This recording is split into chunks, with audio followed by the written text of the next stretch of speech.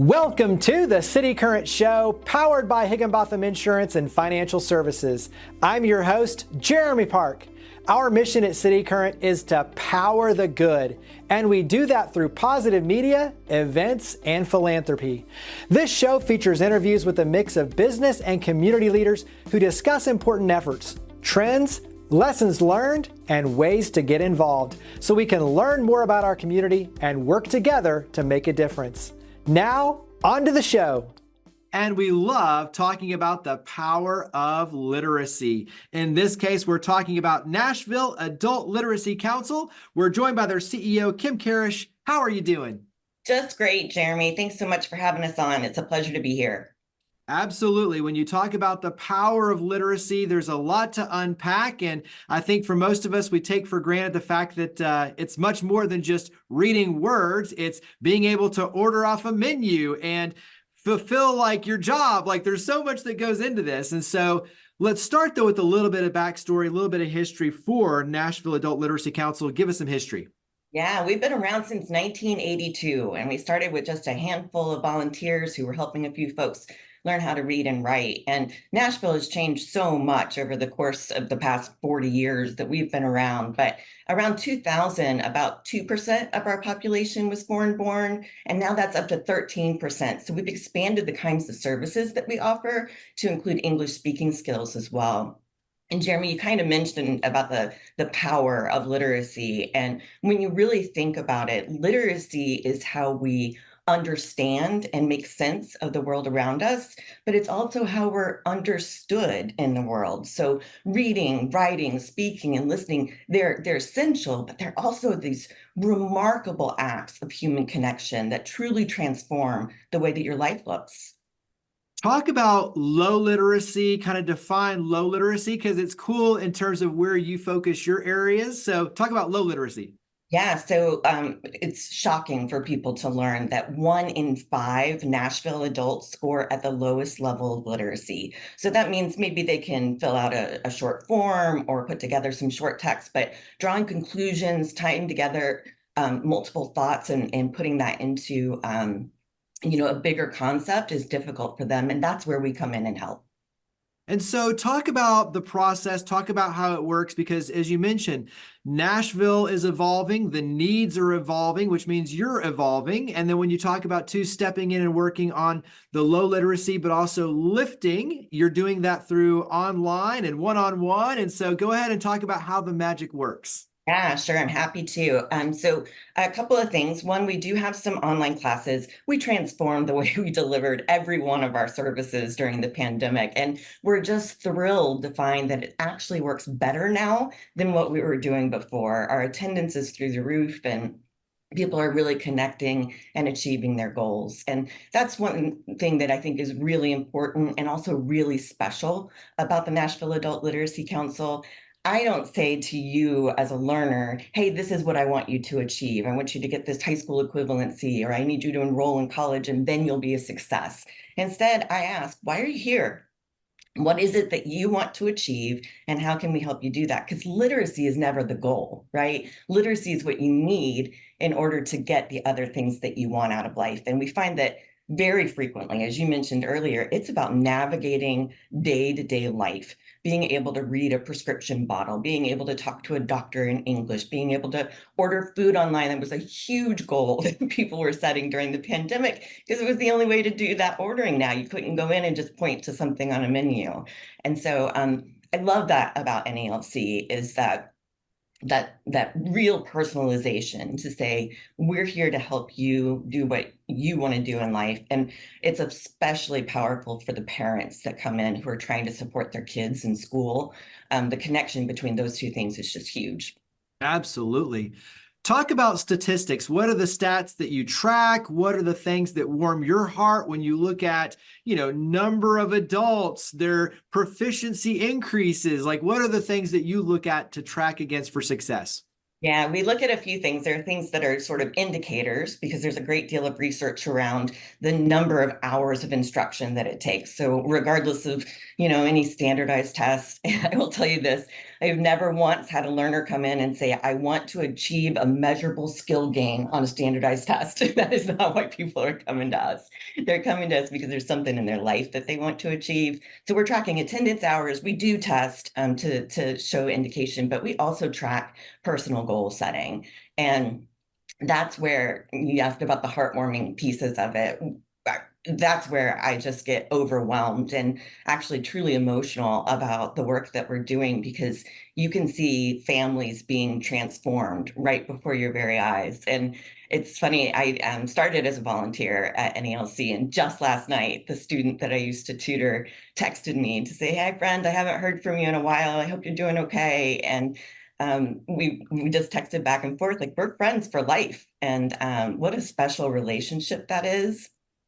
She and her husband had a sixth grade education from their country, and I was so honored to be invited to their oldest son's high school graduation, and he's in college now. And so you get to be this witness at this precipice for these individual families, and this is a tipping point. Like, this family is going to be different and transformed from this point forward.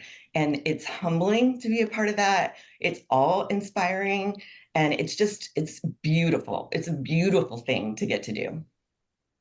Carry that into your ability to see, like, I think with a lot of this, like, you have a cool vantage point where you can see these individuals are like ambitious and hungry to do more, to learn, to grow, to feed their families. They're smart. I think a lot of times, society discounts like how smart they, might speak another language coming in, but like they're curious, they're great learners, they're hard workers. Like, talk about it from that perspective of kind of what you're talking about, digging a little deeper on just how really ambitious and smart, and the potential for great things is right there. It's just a matter of you kind of chipping away at the diamond to make them shine. Yeah, we're seeing that from both angles. So we serve two very distinct, different populations. So there are people who were raised here in the United States who never learned how to read and write, and then the English language learners who are coming from various different countries. And you asked me about some of the stats. I think this year we're at 56 different countries and 39 different languages represented through the work that we do at the Nashville Adult Literacy Council. And one of our core values as an agency is that we are all lifelong learners. And when you have someone who's in their 60s and they're coming to learn how to read and write for the first time in their lives, and you watch the diligence that takes, boy, does that teach you something about yourself and how we all have a responsibility to keep on learning in this lifetime. And an example of that, there was a man last year who read his first book in his life. And he commented that he said he felt whole for the first time. And it changed the way he talked to people in the break room at work. It changed the way that he carried himself. It changed the way that he valued himself, because now he'd read a book like other people had. And so that confidence is something that, gosh, everybody deserves access to that. Don't you think? It's really an important part of this human experience. Absolutely. And I'm glad you touch on that. And also too, for you, I'm glad you shared the story of you starting as a volunteer. So talk about your team, talk about volunteers, because you can just feel like the love and the respect and the passion for what you do. So talk about your team and your volunteers. Our team is awesome. We have an incredible group. I get asked all the time, like, do you have to have teaching experience to be a volunteer? And the answer is no, not at all. We're going to equip you with all the tools that you need. My team does great trainings on stuff like that. And then what you really need is just some patience. You need to be an encourager.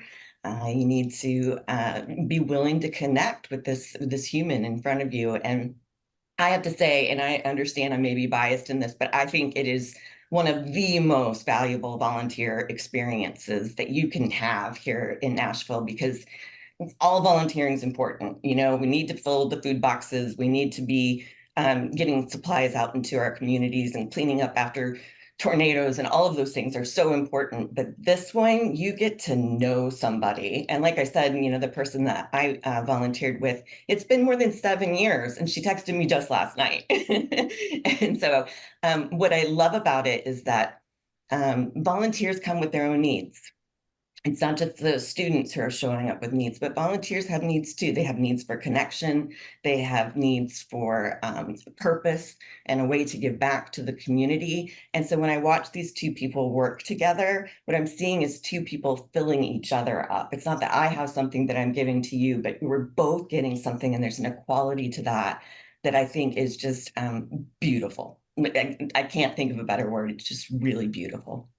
Yeah, I mean, I'm even thinking I spoke to a whole classroom of college students about purpose and getting plugged in and making a difference. And, so many of them were asking, well, where do I start? How do I, get involved? And I'm thinking, there's so many ways just like this where you can really help lift the community and help create these amazing relationships. And at the same time, find your own purpose and fuel your fire to give back and even know more about yourself. So talk about some of those specifics for volunteers in terms of age, time, in terms of how much time to allocate, where they can plug in. So dive in a little deeper on the volunteers.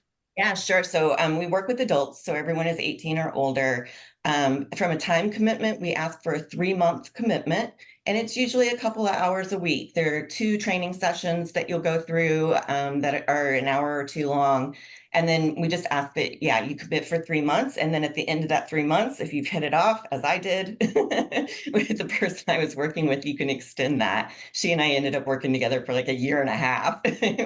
we just really enjoyed that relationship. And so we see people, honestly, there are people who've been working together for 10 or 15 years even, because there's always another goal to achieve, and they just keep staying together. So it's a pretty cool experience. When you look at your role as CEO, what are some of the goals for the rest of the year with 2024 and beyond? We have to grow. When I start saying things like 1 in 5 Nashville adults, it's 22% is the actual percentage of Nashville adults are at the lowest level of literacy. That equates to 120,000 people walking around the city who could benefit from the services that we offer at NALC. Right now, I'm serving 400 to 500 people a year, and we're barely making a dent in it. And the word of mouth is out. People asking, how do you recruit learners? And I'm like, I don't have to recruit the learners. They keep coming to us. I have more than 600 people on my wait list right now. And that has to change. That keeps me up at night to know that they're going to be waiting 6 months to a year before they can get services that they need to improve their lives and to have the life that they want. So one of our primary goals is to get more people engaged. There's no one agency that can do this all by themselves. We need more employers, more government, more individuals to come to this table and say, yeah, I want to help with this because this is important. And listen, anything it is that you want to impact, whether it's an environmental cause, if it's poverty levels, if it's the education level of our kids, any of those things is impacted by adult literacy. So investing in a service like this is a dollar that gets multiplied throughout our community. Well, let's talk about how the community can support your efforts and help. So talk about obviously the financial contributions, the volunteerism as we've covered, but how can the community help your efforts? Yeah, come check us out, first of all. Reach out to us. You can learn more at nashvilleliteracy.org. You can email us at info@nashvilleliteracy.org. You can pick up the phone and call us at 615-298-8060. We'll be happy to walk you through the process and show you some ways to get engaged. When you look at the growth and the opportunity, as you mentioned, you've got so many on a waiting list to be able to support them. Talk about what it's going to take to be able to open up the capacity, because obviously financial contributions, more volunteers. So all of this plays a very important role in you fulfilling that mission, but being able to really make an impact with the number of individuals who are seeking your services. So talk about that gap and what it's going to take to close that gap. It's so interesting for me, my own experience in coming here. So I mentioned to you before the interview that I have a broadcast journalism degree. So that was my first job. And then I became a government spokesperson. I did that for 6 years. And then I started working in corporate healthcare, and I started learning more about IT systems. And I was like, man, I don't know if this resume is really making a lot of sense until I got to NALC. And like the first week, they said, our data management system is down. And I said, oh gosh, what day last week did that go down was sort of the thought in my head. But I asked, how long has it been down? And they said 6 years. it's like, oh, this is why I worked in healthcare IT for a while. We've got to build data management systems, and we've got to talk to our legislators and get them involved, and we've got to be able to communicate in interviews like this so that people can find ways to get connected. And it just felt like the previous 20 years of my life had been training me to be in this role. And so this isn't always the most fun to talk about, but improving our systems. We improved a form this year where it goes directly into our Salesforce management system instead of going into a Google Sheet and then having to be imported. Like, that's saving us 20 minutes here and 20 minutes there. But over the course of the year, it's months and months of a full-time employee. And so that's the work we've been doing, is really improving our infrastructure. And now I think we need to, have a real business mindset so that we can look for scalable ways to grow this program. Thank you for coming on the show. My pleasure, Jeremy. Thanks so much.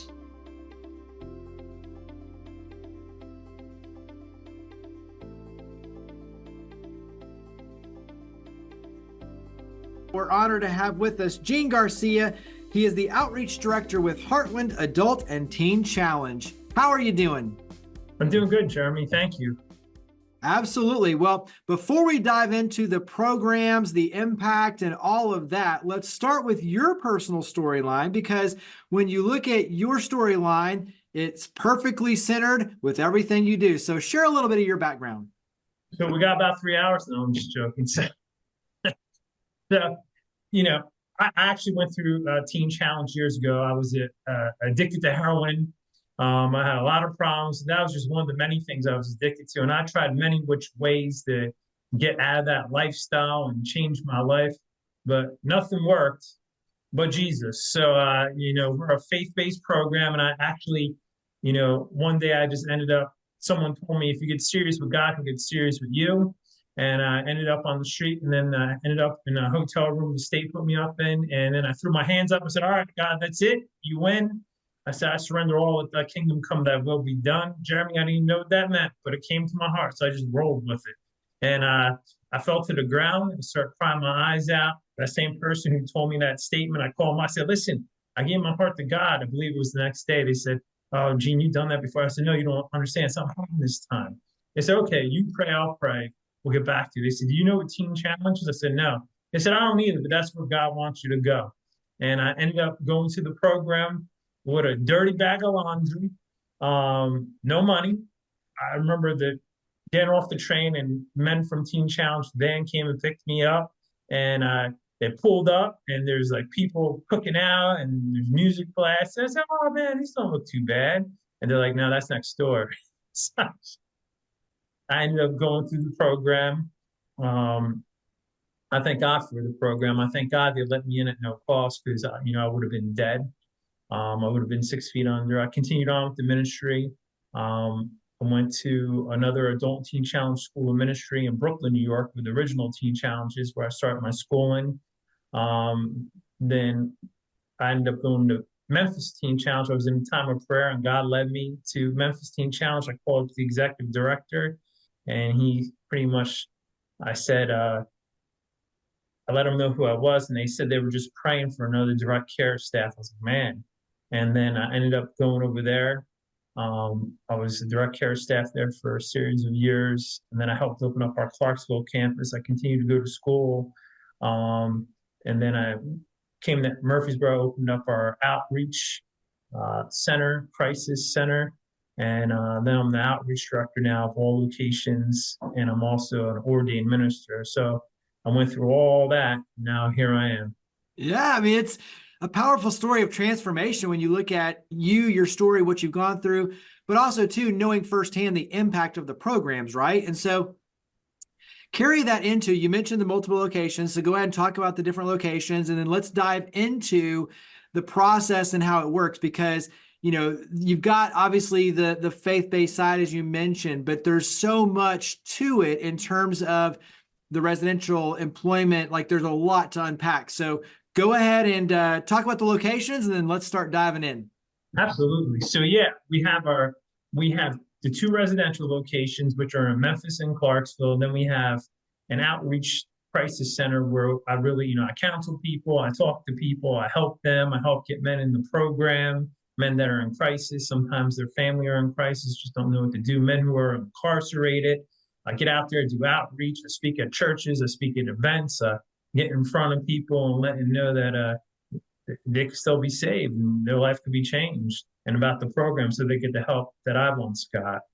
Talk about the program because it's a very in-depth program. Yeah, so the program's it's an 8-month training center phase followed by a 4-month reentry. So it's a total year. So the first 8 months, they're going to have an advisor that works with them one-on-one. There's group activities that address addiction and other life problems, church and chapel services that help with life control, church chapel service, each week, a work program that allows students to develop job retention skills, classes that teach life coping skills and biblical principles, education assistance, which will include GED training and testing, job acquisition support, and budget training. And they have strong accountability. There's direct care staff that lives on the campus. And they do that because they want to make sure we want to set these men up for success. Now, what I really like about Heartland Adult Teen Challenge, which really stands out, is they have what's called the reentry part. That's the last 4 months of the program. So this program is, we just don't get them into the program and graduate and give them a certificate and say, good luck.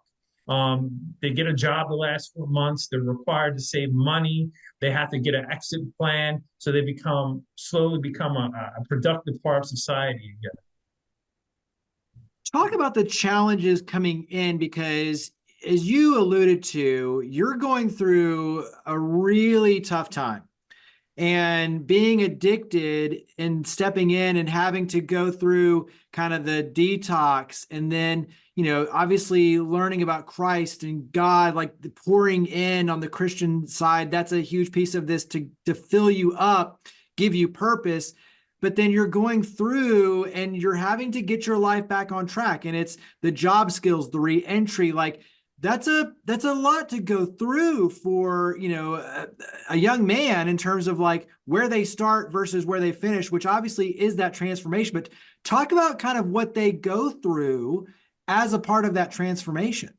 Yeah, well, the program's for men 18 and up, and I could just share some of the things I went through. I remember waking up after my first day there. I barely slept. I was on a bunch of different prescription medication. I was coming off the opioids.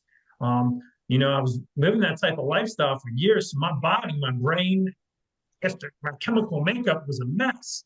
And I remember having no sleep and going and sitting on the step with the Bible, not knowing what to expect, not knowing what to do. And, a guy that was there longer than me came up to me and he encouraged me. And, the camaraderie, just knowing that the staff and the directors went through it with you and they come alongside of you, obviously with the power of the Holy Spirit to help get you through. And, that was a big thing, but it's hard because you get confronted with yourself. And you can't, one of the things that I learned with, I ran. I took all this stuff to try to comfort myself and try to mask my feelings and not cope with things. But and then I would blame shift and blame things on other people. But what I didn't seem to realize was everywhere I go, I take myself with me. And unless I change from the inside out, I'm stuck with that old wretched guy. And so thank God the program to have the opportunity to become born again of God's Spirit and, Christ in us, the hope of glory. And then they go from faith to faith, glory to glory. And the more Christ they have in them, the more they're not going to be the way they used to be. And they're going to be the way that they were designed and created to be. And as we know, Christ will want to do that. But the practical part of it is now they have to apply these principles they're learning each day in the program. Like you said, they have to wake up a certain time. They have to do chores. They have to follow the structure and regimen of the program. But with Christ's help, they could do it. You're here as an opportunity at the same time, for the parents and, the loved ones to be able to have those conversations, to open those doors and then push them in the right direction, I think is really critically important. And so wrap up on your end with website, mention again, your phone number, like how do we start getting involved? How do we start taking those next steps? How do we help you raise more awareness for your efforts? I have a more direct number. If you would like to reach me, it's 615-624-7878. And then we also have a toll-free number 833-462-8286. So that's 833-462-8286. Please contact us. The website is atctn.org. So atctn.org. We're for men 18 and up that are addicted to drugs and alcohol. If you're a woman and you want help, I could refer you to another adult and teen challenge. It's a great thing. It's a great program. There was a study done. Evangel University did a study, and they found for adult and teen challenges in the United States, they found that the success rate, I believe it was 340 graduates, it was 78% success rate. So that's the highest I've ever heard of. I'm not just saying it because I'm with them, but I'm saying it because that's what people need. And I just want to add this too, very important. I'm happy you just came in the old noggin here. You know, our main thing is not just getting someone off of drugs. That's a symptom of the problem. We want to teach them a whole new way of life. So they not only get off the drugs, they stay off the drugs, and then they can also encourage others and give them hope. Yeah, and I'm glad you mentioned that. And so talking, obviously, Gene Garcia, Outreach Director, Heartland Adult and Teen Challenge. And when you look at the offices, you know, Memphis and Murfreesboro, and, you know, all the areas that you serve, tremendous work to power the good. Gene, thank you for all you and your amazing team do. Thank you for coming on the show. Thank you. God bless you.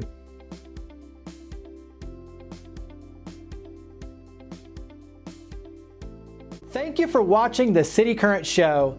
To learn more about each of the guests, to share your stories of others, leading by example, or to watch past episodes and more media focused on good news, visit our website at citycurrent.com or follow along on social media using the handle or hashtag citycurrent.